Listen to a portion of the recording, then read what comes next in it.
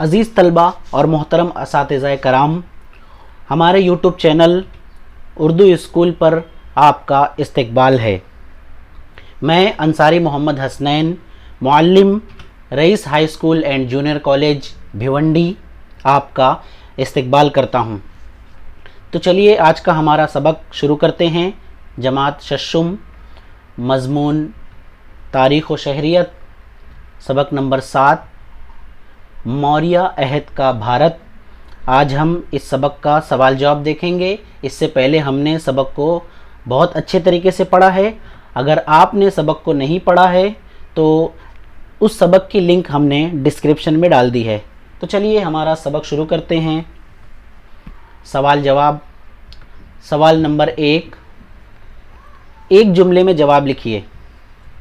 ज़ीली सवाल नंबर 1, सत्रपों में लड़ाइयाँ क्यों शुरू हुई?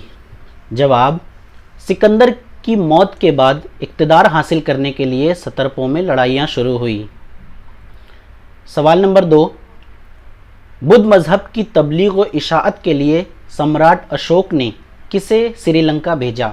जवाब, बुद्ध मज़हब की तबलीग व इशाअत के लिए सम्राट अशोक ने अपने बेटे महेंद्र और बेटी संघमित्रा को श्रीलंका भेजा। सवाल नंबर 3, मौर्य अहद में कौन से पेशे थे? जवाब, मौर्य अहद में ज़िराअत, तिजारत, सनत, हाथी दाँत पर निकाशी के काम, पारचा बाफ़ी, रंगरेज़ी और धातों के काम जैसे पेशे थे। सवाल नंबर 4, सम्राट अशोक ने तामीर किए हुए सुतून पर किन जानवरों के मुजस्समे हैं? जवाब, सम्राट अशोक के तामीर किए हुए सुतून पर शेर, हाथी और बैल जैसे जानवरों के मुजस्समे हैं। सवाल नंबर 2, बताइए तो भला। ज़ेली सवाल नंबर 1, सत्रप। जवाब, सिकंदर ने भारत में जो इलाके फ़तेह किए थे उनके इंतज़ाम के लिए जिन यूनानी अफसरों का तकर्रुर किया गया था उन्हें सत्रप का लक़ब दिया गया। नंबर 2, सदर्शन। जवाब, सम्राट चंद्रगुप्त मौर्य ने रियासत गुजरात में जूनागढ़ के करीब जो बंद तामीर करवाया था उसका नाम उसने सदर्शन रखा था। सवाल नंबर 3, देवानम पेओपेदसी। जवाब, सम्राट अशोक ने अपनी हुकूमत में जगह जगह कतबे और सुतून कुंदा करवाए थे। उन पर जो तहरीरें थी उनमें से उसने खुद का जिक्र देवानम पेओपेदसी यानी खुदा का चहीता प्रिय दर्शनी के तौर पर किया।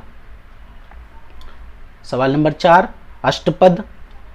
जवाब, सम्राट अशोक के दौरे हुकूमत में शतरंज का खेल बहुत मकबूल था। इस खेल को उस दौर में अष्टपद कहा गया था। सवाल नंबर 3, याददाश्त के सहारे लिखिए। ज़ेली सवाल नंबर 1, चंद्रगुप्त मौर्य की मुमलिकत की वुसअत। जवाब, चंद्रगुप्त मौर्य ने मौर्य मुमलिकत की बुनियाद डाली। उसने नंद राजाओं को शिकस्त देकर मगध पर अपना इक़्तिदार कायम किया। अवंती और सौराष्ट्र को फतह करके अपनी हुकूमत में शामिल कर लिया। अफ़गानिस्तान के इलाके काबुल, कंधार और हरात उसकी मुमलिकत में शामिल थे। सवाल नंबर 2, सम्राट अशोक की मुमलिकत की वुसअत। जवाब, शुमाल मगरिब में अफ़गानिस्तान और शुमाल में नेपाल, जुनूब में कर्नाटक और आंध्र प्रदेश तक, इसी तरह मशरिक में बंगाल से मगरिब में सौराष्ट्र तक सम्राट अशोक की मुमलिकत फैली हुई थी। सवाल नंबर 4, जोड़ियाँ लगाइए। सुतून अलिफ। नंबर 1, शहंशाह अलेक्जेंडर। नंबर 2, मैग्स्थेनिस। नंबर 3, सम्राट अशोक। सुतून बे।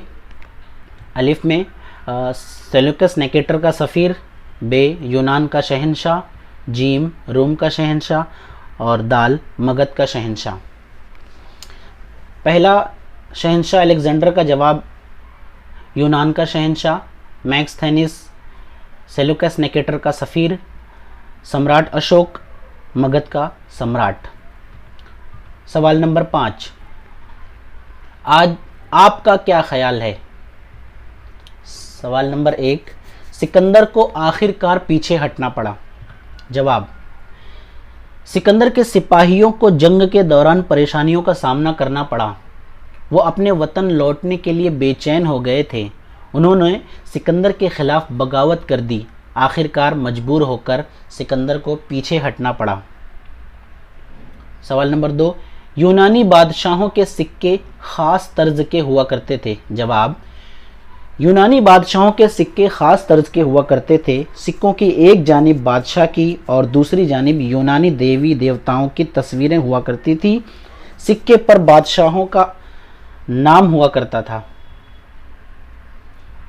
सवाल नंबर 3, सम्राट अशोक ने कभी जंग ना करने का फैसला किया।